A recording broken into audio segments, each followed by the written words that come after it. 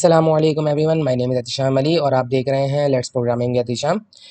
जैसा कि हम प्रीवियस वीडियो में देख चुके हैं, कुछ एचटीएमएल के कुछ बेसिक टैग्स के बारे में हमने पढ़ा था, जिसके अंदर हमने देखा था कि हेडिंग्स किस तरीके से करते हैं अपनी वेबसाइट के अंदर ऐड, हेडिंग्स की कितने टाइप्स होती हैं, पैराग्राफ किस तरीके से ऐड करते हैं, लाइन ब्रेक किस तरीके से करते हैं, हॉरिजॉन्टल अगर हमें लाइन चाहिए अपने प्रोजेक्ट के अंदर, अपने वेब पेज के अंदर, तो वो किस तरीके से ऐड करेंगे, और डेवलपर साइड पर कोई भी मैसेज पास किस तरीके से करेंगे, यानी कमिट किस तरीके से करेंगे। तो आज की वीडियो भी बहुत ज़्यादा इंटरेस्टिंग होने वाली है, जिसके अंदर हम देखेंगे दो टैग्स के बारे में जो बहुत ज़्यादा इंपॉर्टेंट है, अ, उसका जिनका पर्पस सेम है लेकिन थोड़ा सा डिफरेंट कहलाता है वो पर्पस, और जो है वो नेम डिफरेंट है। तो हम देखते हैं इस टैग्स के बारे में कि वो क्या है और किस वजह से यूज़ किए जाते हैं। तो बगैर किसी टाइम वेस्टिंग के चले फिर स्टार्ट करते हैं।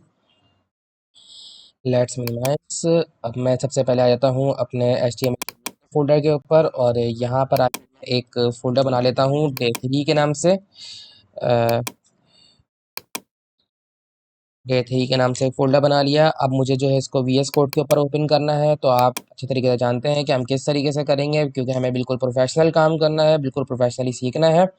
तो हम बिल्कुल प्रोफेशनल तरीके से ही काम करेंगे। तो अब मैं यहाँ पे लिखता हूँ कोड स्पेस डॉट, और ये हमारे पास जो फ़ोल्डर है ये हमारे पास जो है वो VS कोड पर ओपन हो गया है। कमांड प्रॉम्प्ट को हटा लेते हैं क्योंकि काम ख़त्म हो गया है इसका। अब सबसे पहले यहाँ पर एक index.html की फ़ाइल बना लेते हैं हम।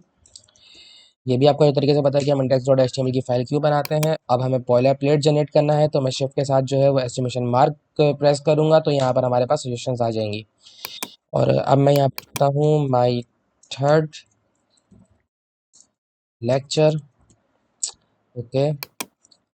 अब जो है सबसे पहले मुझे उस टेक्स्ट को दिखाने के लिए या हाईलाइट करने के लिए मुझे सबसे पहले जो है वो एक पैराग्राफ चाहिए होगा। तो मैं पैराग्राफ के लिए यहाँ पे पी टैग ले लेता हूँ, और मुझे एक तकरीबन 30 वर्ड्स का जो है वो एक रैंडम पैराग्राफ चाहिए होगा। मैं यहाँ पर सिर्फ लॉरेम लिखूँ तो यहाँ पर से वो खुद ही जनरेट कर देगा, लेकिन मुझे अगर कोई स्पेसिफिक वर्ड्स देने हैं कि मैं इतने वर्ड्स का चाहता हूँ, तो मैं यहाँ पे आगे वर्ड्स लिखूँगा और वो यहाँ पे 30 वर्ड्स का जनरेट करके दे देगा मुझे। ठीक है। अगर मैं यहाँ पे 200 भी लिखूंगा तो वो 200 का भी मुझे जनरेट करके दे देगा। देखिए मैं आपको यहाँ पे जैसे में 300 लिख दिया मैंने, तो यहाँ पे वो 300 वर्ड का जनरेट करके दे देगा, लेकिन मुझे सिर्फ 30 वर्ड्स के उसमें चाहिए। तो मैं यहाँ पे सिर्फ 30 वर्ड्स का लिखूंगा।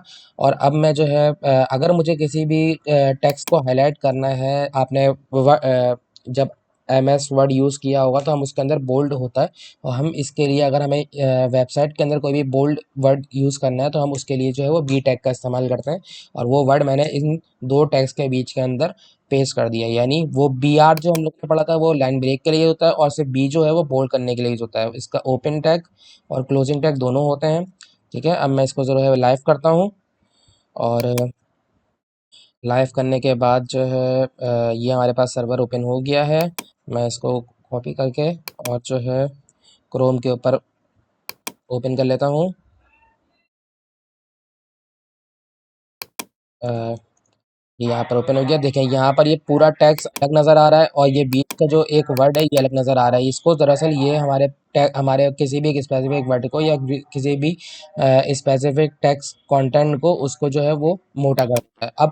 अगर मैं अब मैं फॉर एग्जांपल अगर मैं इसी की जगह एक नया वर्जन इस्तेमाल करूं जो हमारे पास HTML5 के अंदर आया था, स्ट्रॉन्ग टैग।